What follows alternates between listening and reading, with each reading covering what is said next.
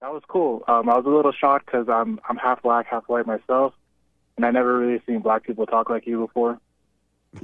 So it definitely opened my mind up to changing my perspective, and so And still go to your little church and let the pastor pray over you. And because he getting all his glory that way. And but you'll see the right. I'm telling you, the light will guide you, and you will have no other choice but to follow the light, just as you've been following the darkness beforehand. Amazing, a seeker you shall find. hey, Jesse, Tyler, can you hear me okay? yes, I can. Hey, Jesse, thanks for taking my call. Yeah. First time caller, and I discovered you from a debate with Destiny, one of the older debates. So that was cool. I was a little shocked because I'm half black, half white myself, and I never really seen black people talk like you before. So it definitely opened my mind up to changing my perspective, and so after the shock value, I definitely started to. There's some things that I've discovered about myself through what you said about anger, and I noticed my mom.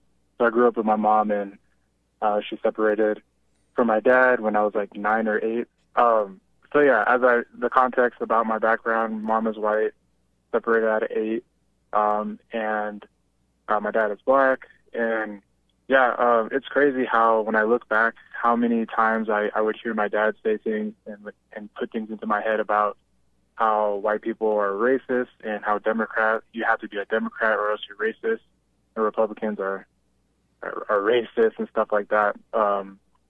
But I'm a little bit different from my brothers and sisters in that I own my own business, and I've always believed that. Well, not always believed, but I started to get exposed to other entrepreneurial content, teaching how you can pull yourself out, by hard work and putting in the work in. But yeah, so I guess the thing that I'm struggling with is my anger, and a lot of your philosophy does make sense when listening to it. But what I'd like to do is dive a little bit more into it and learn for myself. And so I was curious on where did you discover about anger and women, female nature, and manhood? Like I know you talk a lot about the silent prayer, but is there stuff that I could read that I could just dive deeper into? The deeper I learned from it by getting to know myself. I asked God to let me see myself because I didn't know myself. And I had gone to different churches and all kind of stuff, read the word and all that. Nothing was happening. But I knew I had this fear and I had this insecurity. So I asked God to let me see myself. And he allowed me to see that I was angry at my parents because I didn't know especially my mother, I didn't know I was angry at them. I felt that emotional love. And he allowed me to see myself. And seeing yourself, you cannot go deep until you go within. So if you get to pay attention to you and what's going on inside of you, you're going to know the truth. And you will naturally become a man because the nature of God will take over. He'll get rid of the abnormal nature, which is anger, which is of your mother, right? And he'll give you the normal nature, which is him, and he is love. You'll be fine, but you got to look within. I see. And when you looked within, you discovered that anger comes from your mother rather than your father? Right. Absolutely. Anger, anyone that has anger is a woman. They think like a woman, they act like a woman, they feel like a woman because they have the woman's nature. They have jealousy and fear and envy and no love. And what is a man's nature? That's what you will discover when you overcome the woman's nature. And I do want to say, just for the record, that man's nature is not of emotions. It's a dispassionate nature. It is perfect love.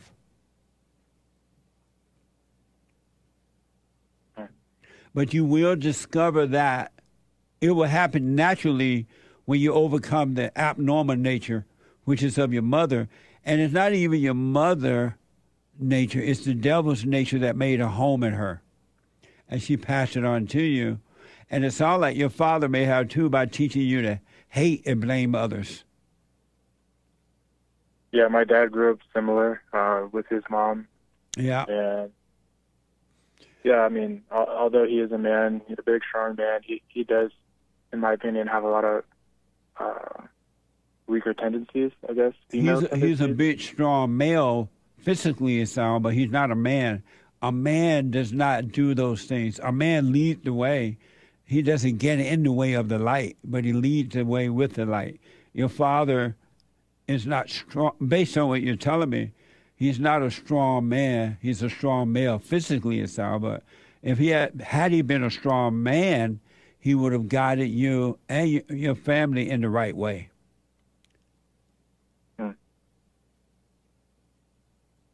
Okay. How old are you? I'm 28. Have you heard me? Are you still living with your mother? No, I own my own home. Nice. Amazing. Have you heard me say forgive her and your father?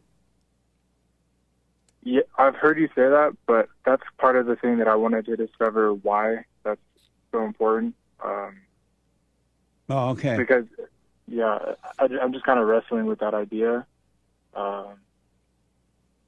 I guess I understand the power of forgiveness because maybe it lifts a burden, and then it releases that resentful nature, and they don't have a power over you at that point.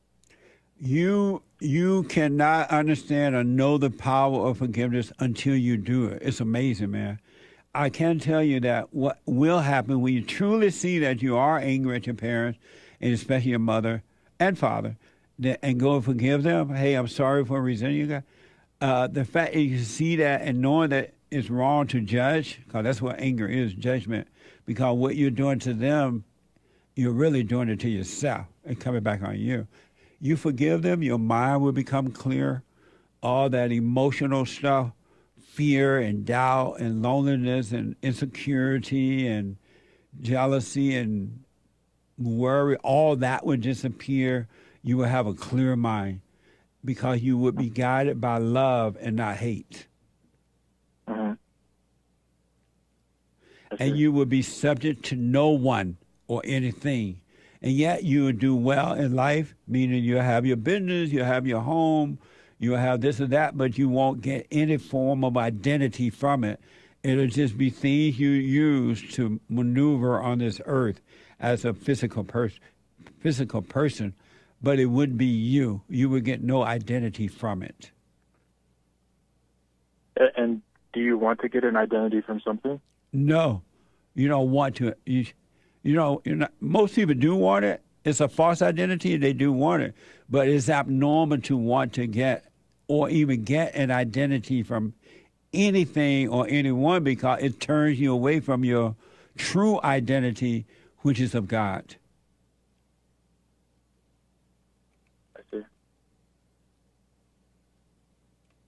Very interesting.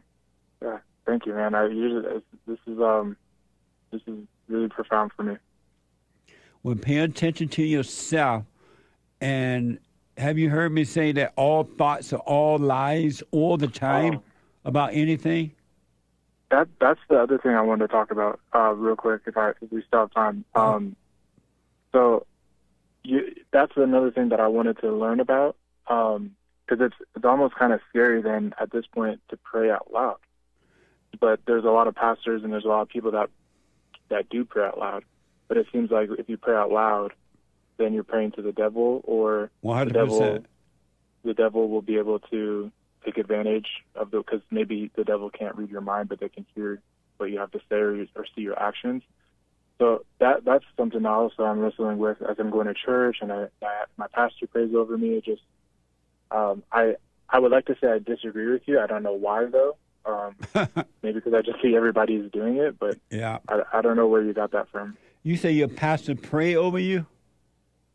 Yeah, like every now and then, Monday, Wednesday, Friday, we have a morning call with all the guys in the church, and then Sunday morning we get there early before everybody gets there, does a prayer, for the guys, and yeah. Have you ever wondered all that praying that the pastor is doing over you, the pastor, and all you guys get together and pray that nothing has changed with you?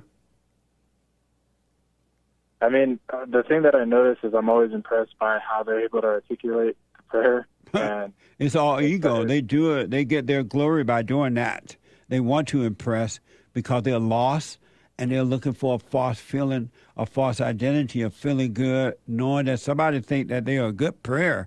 They can pray. They get their glory right then.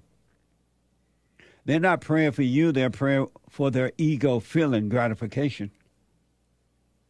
But have you noticed that all that praying, that is not helping you at all? Yeah, well, yeah. I guess I haven't noticed it, but yeah, looking back. You're still miserable inside. You still have anger. You still have fear. You still experience loneliness. You still worry. The prayer ain't doing nothing for you. Why you keep doing the same thing if it's not doing anything? Right. No, that was a question. Why? Because it seems like it's the thing to do. I don't know.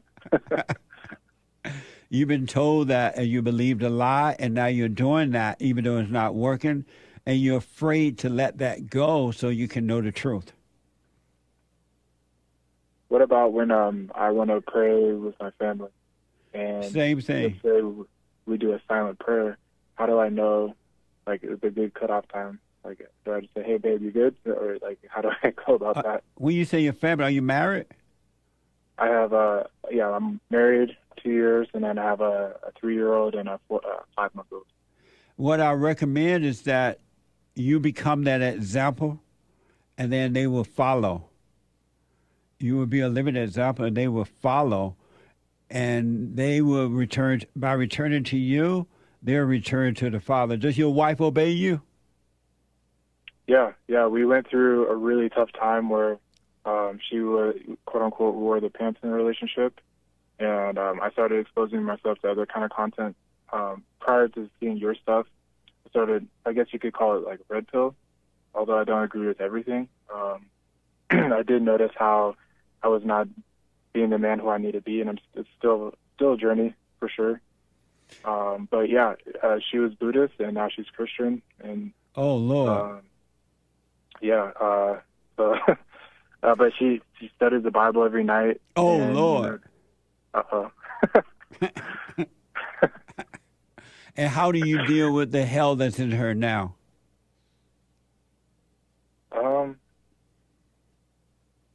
I do notice like when I've shared my problems, then like later in the day she might talk to me with a little more aggression in her voice, and I picked that up from another caller from yesterday, talking about how you should not share your worries or your problems. Other than that, to be honest, I feel like I'm the source of hell because I'm kind of going through a lot of financial burden, which there's a path to success. But I feel like I'm the source of hell. I don't know. Well, you do have hell in you too, and so two devils are together. You and your wife. What I recommend is that you still do your little, if you doubt me about the silent prayer, do it anyway, but do your little hoop and a hollering prayer and carry on, and then be still and know God, so He can show you that anger you have is not of Him, it's not of you. It was passed down to you when you became angry at your mother and your father too. And do the silent prayer, and you will see the right way to go. And you will see that all that carrying on you've been doing. And I wouldn't say I would never do it or I will do it, right? Because the Spirit of God will guide you. Maybe a word will come for you to say out loud, maybe. But don't have either I'm never going to do that or I will do that. Have a way to see about all things. But do the silent prayer so you can see the right way to go. And He would cause you to forgive by allowing you to see that before you enter into the kingdom of heaven, you must go and forgive. And then you will go and do it, and everything else will start to open up for you. Life will happen for you on its own. It doesn't need your help. You just need to do the physical things, practical things, go to work, make your, work your business and blah, blah, blah. But your life will unfold by itself. I gotcha. So I recommend, because it sounds like you're looking for what is right. And everything you're looking for is inside of you already. It's done. It's been completed. It's done. All you need to do is live. You need to watch and live. Watch the not you by watching those thoughts. You are not your thoughts. You never created a thought. You cannot create thoughts. You have never and cannot do that. And you're going to see that, and then you'll walk by knowing the Father, not by thinking about the Father.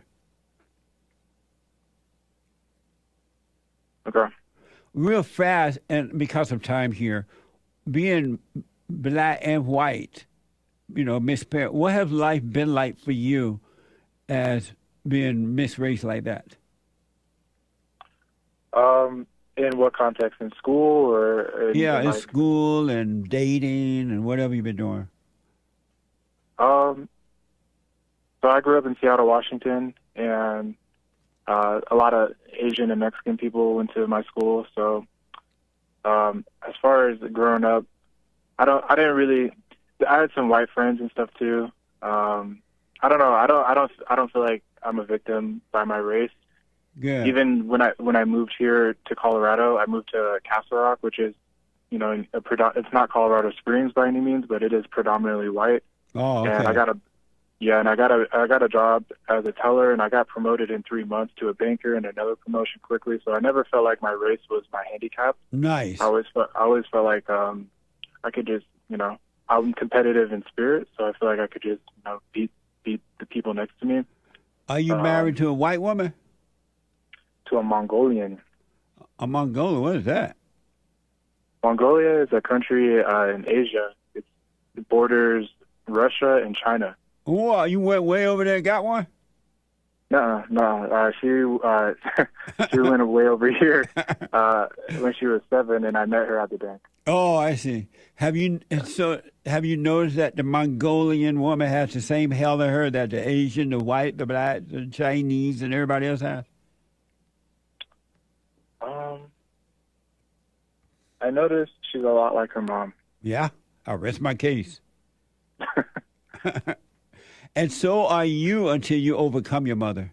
That spirit in you is the same spirit of your mother. That's why you married a woman that's just like your mother. You married your mama. You become attracted to what you hate. Yeah. Well, did you know you were married to mama? I think I don't think she's one for one, because I find her a lot more responsible than my mom. But she's still your mama. It's the same spirit. Do you call her mama yet? My wife? Nah. All right, man. I got to run, but do the silent prayer. Do your little hoop and holler until you can see, right? The right way to go. Not just because I said it, but do the silent prayer. Watch those thoughts. www.silentprayer.video.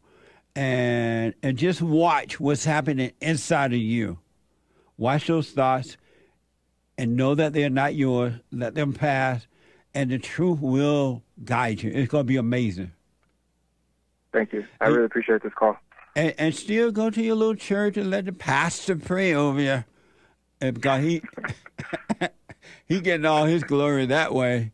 And but you'll see the right. I'm telling you, the light will guide you, and you will have no other choice but to follow the light, just as you've been following the darkness beforehand. Thank you. All right, let me know how it goes, all right? I'll call back, all right. For sure. I wish you well. Thank you. All right. Amazing. A seeker you shall find.